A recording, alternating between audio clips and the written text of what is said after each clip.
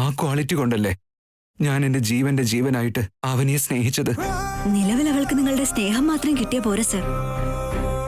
സത്യം പുറത്തറിഞ്ഞ് കുടുംബത്തിന്റെ അംഗീകാരം കൂടി വേണം. ഭർത്താവിന്റെ വീട്ടിൽ മറ്റൊരാളെ പോലെ കഴിയുന്നത് എത്ര ബുദ്ധിമുട്ടാണെന്ന് അത് അനുഭവിച്ചവർക്ക് മാത്രമേ അറിയുള്ളൂ. എനിക്കത് മനസ്സിലാവും ഗീത. പക്ഷേ എന്റെ അവസ്ഥ നോക്കി. അവസ്ഥകൾ എപ്പോഴും കുറ്റം പറയരുത് സർ. അത് നിങ്ങളുടെ കഴിവുകേടാണ് സർ. ഗീത, സത്യം പറയുമ്പോ ആർക്കാണെങ്കിലും ഇങ്ങനെ ദേഷ്യം വരും. ആവനി ആയതുകൊണ്ട് ഏതൊക്കെ സഹിക്കുന്നത്. ഞാനെങ്ങാനും ആയിരുന്നെങ്കിൽ താലി പുറത്ത് കാണിക്കുന്നല്ലാതെ വീടിന് പുറത്തേക്ക് ഞാൻ പോവില്ല സർ. എത്രയും പെട്ടെന്ന് ഞങ്ങളുടെ പ്രശ്നത്തിന് ഞാൻ പരിഹാരം കണ്ടിരിക്കും. അവളെ അകറ്റി നിർത്തുന്നത് എനിക്ക് എത്രത്തോളം വിഷമമുണ്ടാക്കുന്നെന്ന് ദയവ് ചെയ്തൊന്ന് മനസ്സിലാക്കുക ഗീത. കാര്യങ്ങളൊക്കെ സുജാത ചേച്ചി അറിയുന്നത് വരെ കാണുള്ളൂ ഈ കളികളൊക്കെ. ചേച്ചി ഇത് അറിഞ്ഞു കഴിഞ്ഞാ പ്രതീക്ഷിക്കുന്നതിലും വലിയ പ്രശ്നമായിരിക്കും ഇത്. നിങ്ങളോട് അപേക്ഷിക്കുകയാണ്, എത്രയും പെട്ടെന്ന് എന്റെ ഫ്രണ്ടിനോട് നീതി കാണിക്കണം. എനിക്ക് സഹിക്കാൻ പറ്റാഞ്ഞിട്ടാണ് ഞാൻ നിങ്ങളെ വിളിച്ചത്. അവളെ നിങ്ങൾ തെറ്റിദ്ധരിക്കരുത് കേട്ടോ.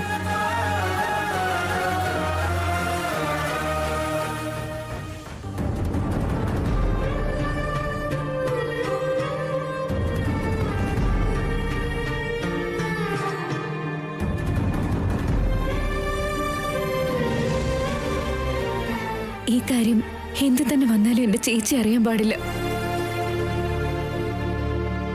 എനിക്കൊരു ജോലി വേണം. നീ ഒന്ന് നോക്കണേ പ്ലീസ്. ഞാൻ വരാം. ശരി.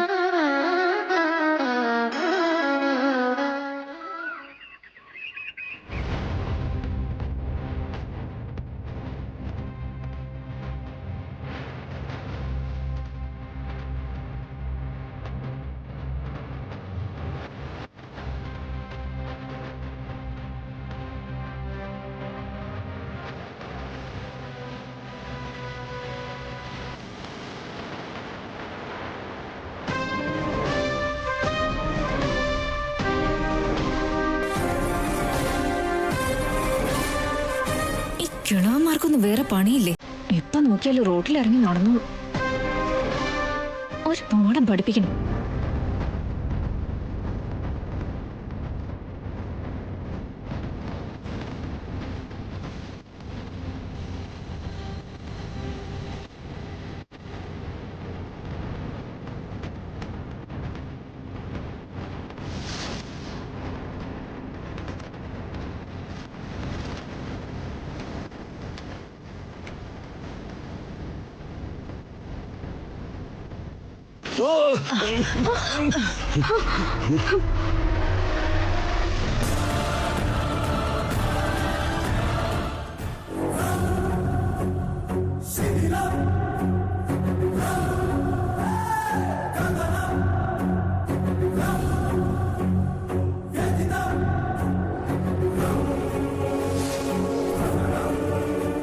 How dare you?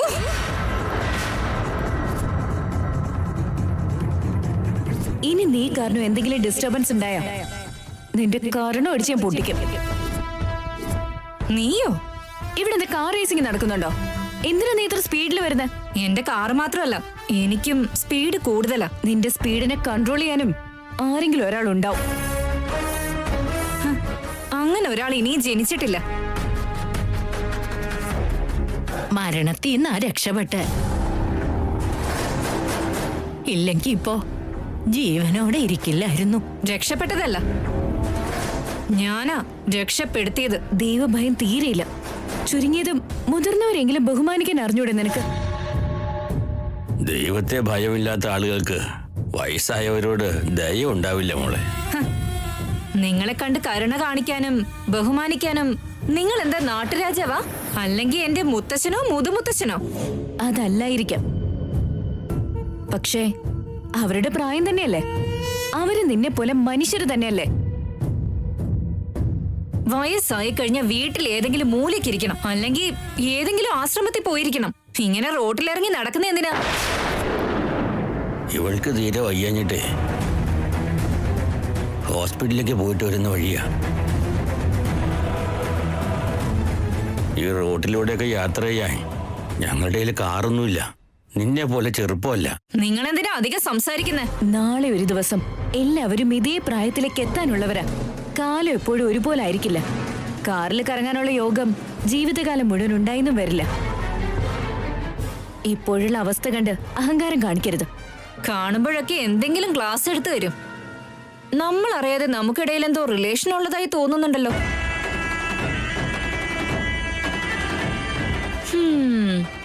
ഭാവിയില് എന്റെ ശത്രുവായി മാറാതെ നോക്കിക്കോ.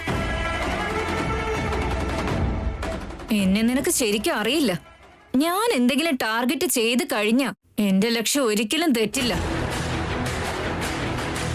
കയ്യിലെ പണത്തിന്റെ അഹങ്കാരം നിനക്ക് നന്നായിട്ടുണ്ട്. ആദ്യം അത് കുറയ്ക്കാൻ നോക്ക്. നിന്റെ ഭാവിക്ക് അതാവും നല്ലത്. ഏയ് ഏയ്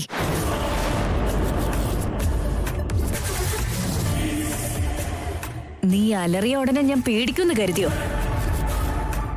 നീ ഇനി എപ്പോഴെങ്കിലും മുതിർന്ന ആളുകളോട് മര്യാദക്കേട് കാണിക്കുന്ന കണ്ടാലുണ്ടല്ലോ, അപ്പൊ ഞാൻ കാണിച്ചു തരാം.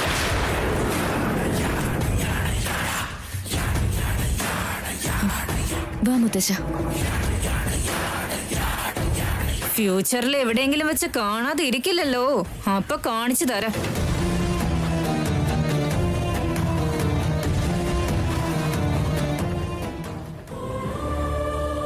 ശരി മോളെ, ഇനി ഞങ്ങൾ പോയിക്കൊള്ളാട്ടോ മോളെ. ശരി എന്നാ, സൂക്ഷിച്ച്. അയ്യോ അമ്മേ, എന്താ പറ്റി? എനിക്ക് വല്ലാതെ തല കറങ്ങുന്നു മോള്. കുറെ നേരമായിട്ട് വിശക്കണമെന്ന് പറയായിരുന്നു. വഴിയിൽ ഒരു ഹോട്ടലും തുറന്നിട്ടുണ്ടായിരുന്നില്ല. വീട്ടിൽ പോയിട്ട് ഭക്ഷണം കഴിക്കാന്നാ വിചാരിച്ചേ. അല്ലെങ്കിലേ വയ്യാന്ന് പറയുന്നു. വയ്യാത്ത ആളെയും കൊണ്ട് എന്തിനാ വീട് വരെ പോകുന്നേ? ഞാൻ പോയി നിങ്ങൾക്കുള്ള ഭക്ഷണം കൊണ്ടുവരാം. ഇവിടെ തന്നെ നിക്കണേ. നീ എന്തിനാ മോളെ ബുദ്ധിമുട്ടുന്നത്? അയ്യോ, അതൊന്നും കുഴപ്പമില്ല. നിങ്ങൾ ഇവിടെ തന്നെ നിക്കണേ, ഞാൻ പോയി കൊണ്ടുവരാം. കണ്ടോ സുശീല, എത്ര നല്ല കുട്ടിയാ. അവൾക്കൊരിക്കലും കണ്ണ് കിട്ടാഞ്ഞാ മതിയായിരുന്നു. അതെ ചേട്ടാ.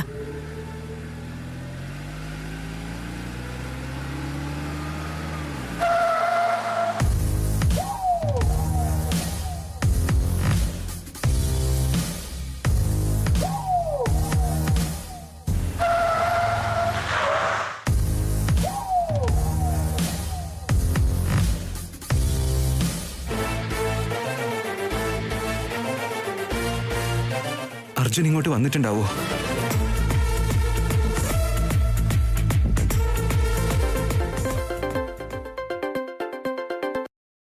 ഹലോ,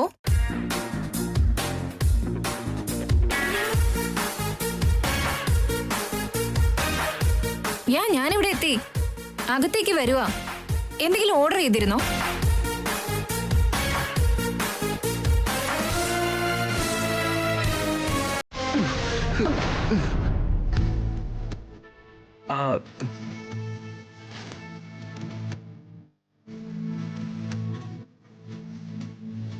അയ്യോ sorry. It's okay.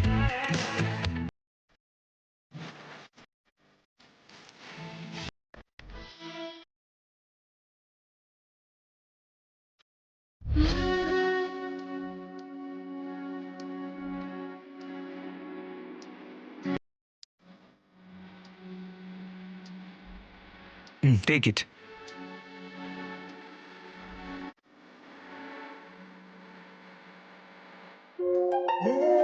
Hello,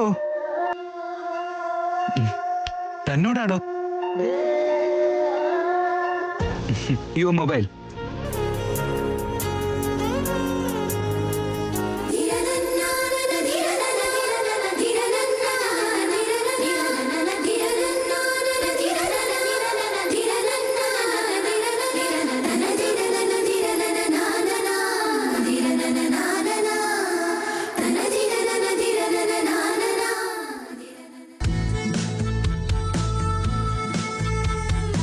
Niharika ഇതുവരെ ആയിട്ടും എത്തിയിട്ടില്ലല്ലോ. ശരി, ഞാനൊന്ന് പോയി നോക്കിട്ട് വരാവേ.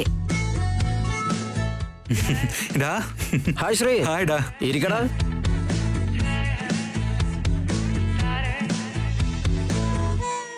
നിഹാരിക, നിഹാരിക, എടി നിന്നെ. നീ എന്താടി ഇങ്ങനെ സ്റ്റാച്ചു പോലെ നിക്കുന്നേ? അതോ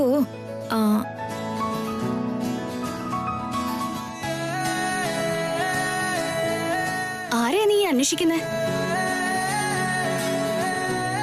അതാരാകും? എങ്ങോട്ടായിരിക്കും പോയത്? അവനെ കണ്ടപ്പോ തന്നെ ഇതുവരെ ഇല്ലാത്തൊരു ഫീലിംഗ് തോന്നിയത് എന്താ? ഹലോ മാഡം, ഞങ്ങള് നിന്നെയായി കാത്തിരിക്കുന്നെ. വന്നേ. മധു വന്നില്ലടാ? പേഴ്സണലായിട്ടൊന്ന് സംസാരിക്കാൻ വേണ്ടി ഞാൻ അവനെ അവോയ്ഡ് ചെയ്തതാടാ. എന്ത് കാര്യടാ? അതൊക്കെ ഞാൻ പറയാം. What you want? Coffee or juice? Juice മതിയടാ. Oh waiter. Hey, hi Niharika. Hi. Hi.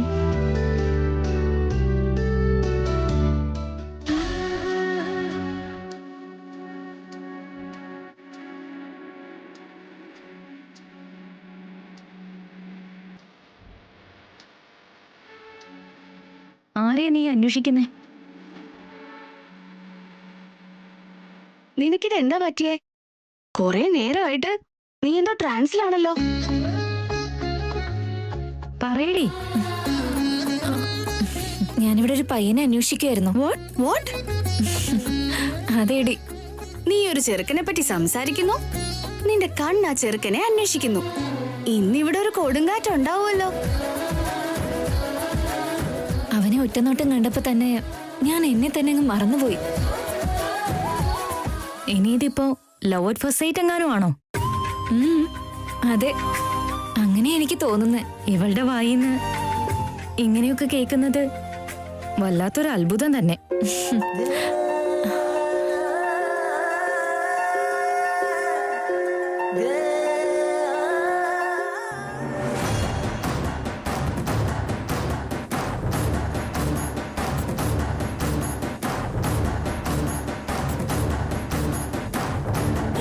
നേരത്തെ റോഡിൽ വെച്ച് ഒരുത്തിയെ കണ്ടപ്പോ അവൾ എന്നെ വല്ലാതെ ഡിസ്റ്റർബ് ചെയ്തു. ആ മൂഡിൽ പിടിവിട്ട് നിന്ന് എന്നെ ഒരൊറ്റ സെക്കൻഡിൽ അവൻ മാറ്റിക്കളഞ്ഞു. ഇതാദ്യമായിട്ട് എന്റെ മനസ്സിൽ പ്രേമത്തിന്റെ വിത്തുകൾ വിതച്ചതുപോലെയുണ്ട്.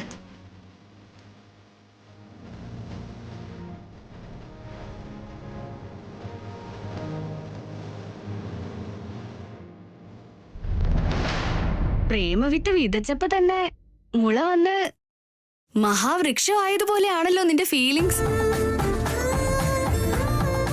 ഭൂമിക്കുള്ളത്ര ഗുരുത്വാകർഷണ ശക്തി ആ ചെറുക്കനും ഉണ്ടെന്ന് തോന്നുന്നു. ആരാണാവോ ചെറുക്കൻ? എന്റെ അടുത്ത് തന്നെ അവൻ ഉള്ളതുപോലെ തോന്നുന്നുണ്ട്. റെസ്റ്റോറന്റ് മൊത്തം തെരഞ്ഞ് ആ ജനപ്രിയ നായകനെ ഒന്ന് കാണിക്കടി.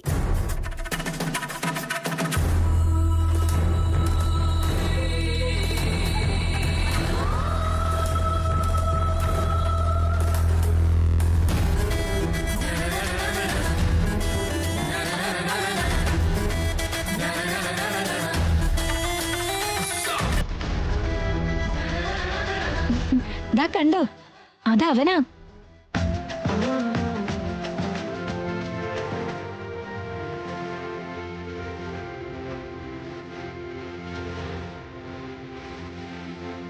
കൊള്ളാമല്ലോ. നമുക്ക് പെർഫെക്റ്റാ. ഞാൻ ദേ ഇപ്പൊ വരാം.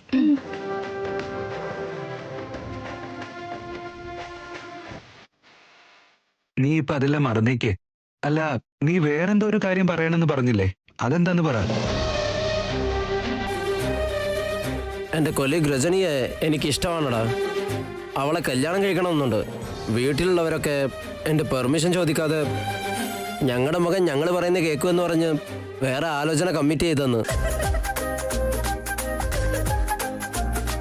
ഒരു രക്ഷയില്ലാതെ വന്നപ്പോൾ രജനിയെ മിസ് ചെയ്യാൻ കഴിയില്ലെന്ന് ഞാൻ വീട്ടിൽ പറഞ്ഞടാ. അവർ പക്ഷേ സമ്മതിക്കുന്നില്ല. എന്ത് ചെയ്യണമെന്നൊരു ഐഡിയ കിട്ടാഞ്ഞിട്ടാ നിന്റെ സജഷന് വേണ്ടി നിന്നോട് വരാൻ പറഞ്ഞ.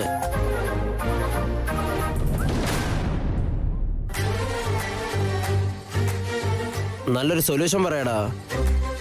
ഇവനെന്തോ എന്റെ ലൈഫിനോട് വളരെ അടുത്ത് നിൽക്കുന്നല്ലോ. അവന്റെ മറുപടി എന്താകും? ഇതൊരു സെൻസിറ്റീവായ കാര്യമല്ലേ? പാരൻസിനെ വേദനിപ്പിക്കരുത് എന്ന് വെച്ച് നീ സ്നേഹിക്കുന്ന പെൺകുട്ടിയെ വിട്ടുകളയരുത്. എന്തിനാന്നറിയോടാ, നമ്മൾ സ്നേഹിക്കുന്ന കുട്ടിയെ പാർട്ട്ണറായിട്ട് കിട്ടിക്കഴിഞ്ഞാ പിന്നെ ലൈഫ് ലോങ് ഹാപ്പി ആയിരിക്കും.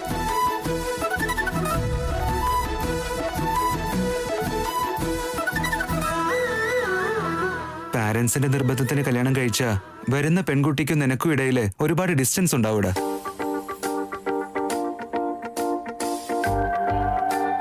സോ നിന്റെ ലൈഫിന്റെ കാര്യം ഡിസൈൻ ചെയ്യേണ്ടത് നീ തന്നെയാ, ഡിസൈഡ് ചെയ്യേണ്ടത് നീ തന്നെയാ. പിന്നെ നമ്മുടെ പാരന്റ്സിന്റെ കാര്യം അതും കുറച്ചു കഴിഞ്ഞാൽ ശരിയാവും.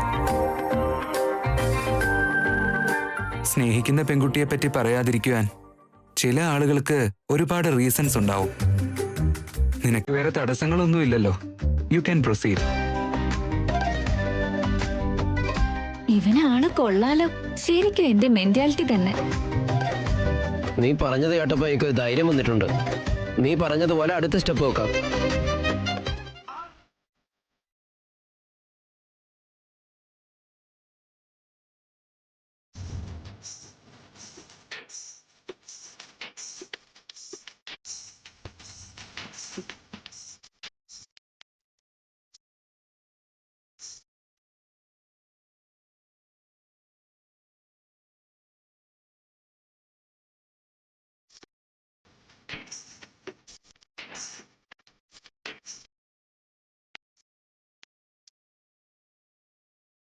അവനോട് സംസാരിക്കാന്ന് കരുതി ഞങ്ങൾ കാത്തിരുന്നപ്പോ നീ അവന്റെ ഫോട്ടോ എടുത്തിട്ടെങ്കിൽ പോന്നല്ലോ.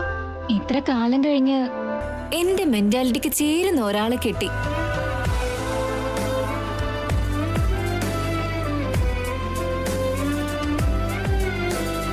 പാരന്റ്സ് എത്ര ഇമ്പോർട്ടന്റ് ആണോ, പ്രേമിക്കുന്ന കുട്ടിയെ വിട്ടുകൊടുക്കാതിരിക്കുന്നതും അത്ര ഇമ്പോർട്ടന്റ് ആണെന്ന് അത്ര സിമ്പിൾ ആയിട്ട് വ്യക്താക്കി കൊടുത്തു. അതോടെ എനിക്ക് അവനെ പിന്നെ ഇഷ്ടപ്പെട്ടു.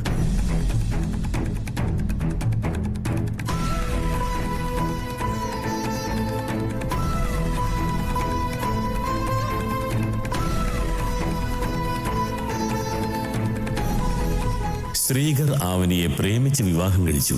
വിവാഹം കഴിഞ്ഞയാളെ നിഹാരികയ്ക്ക് ആദ്യ നോട്ടത്തിൽ തന്നെ ഇഷ്ടപ്പെട്ടു. ഈ പരിചയം കഥയിൽ എന്തൊക്കെ സംഘടനകൾ ഉണ്ടാക്കും, അവരുടെ ജീവിതത്തിന് എന്തൊക്കെ മാറ്റങ്ങൾ ഉണ്ടാകാൻ പോകുന്നുവെന്ന് കാലത്തിന് മാത്രം അറിയാം.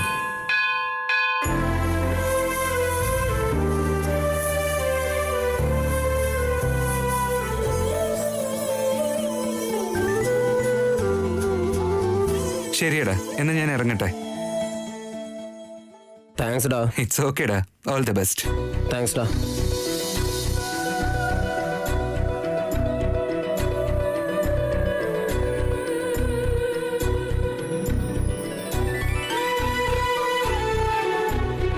ഹലോ രജനി, ഞാൻ ദാ ഇവിടുന്ന് ഇറങ്ങി. ദേ അയാള് പോന്നു. അവന്റെ ഡീറ്റെയിൽസ് ഒക്കെ മനസ്സിലാക്കി ഇപ്പൊ ഇങ്ങ് വരാം. Okay.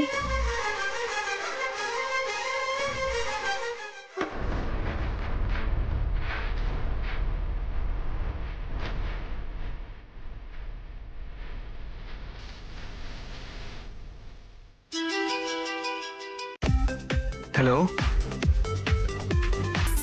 Hello, yeah Sreekar speaking.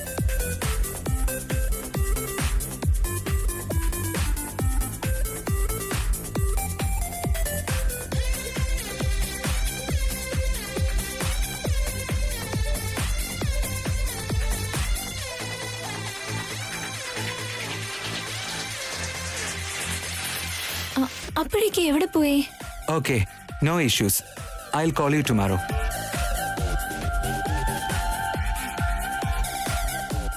അല്ല, പെട്ടെന്ന് മാഞ്ഞു പോയാൽ എങ്ങനെയാ? ഒന്ന് കണ്ണിന്റെ മുന്നിലേക്ക് വാട.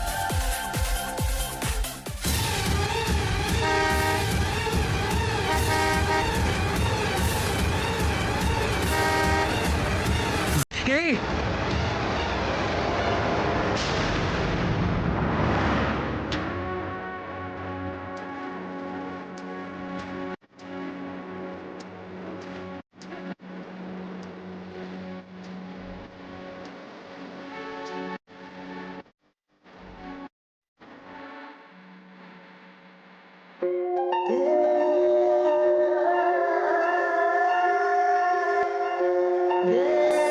ഹലോ ഹലോ, ഒന്ന് നേരെ നിക്ക്. താങ്ക്സ്. നേരത്തെ ഫോണ് താഴെ ഇട്ടു, ഇപ്പതാ എന്റെ മേലെ വന്ന് വീണു. വീണത് ഫോണല്ലല്ലോ, എന്റെ മനസ്സല്ലേ ഇപ്പൊ നിന്റെ മുന്നിൽ വീണത്. ഇങ്ങനെ ഒരു ട്രാൻസിൽ നിന്നാ എങ്ങനെയാ? ഇപ്പൊ തന്നെ ആ വണ്ടി ഇടിച്ചു പോയനെ. കുറച്ചൊക്കെ ശ്രദ്ധയോടെ നടക്ക്, ഇല്ലെങ്കിൽ ലൈഫ് വലിയ റിസ്ക് ആയി പോവും.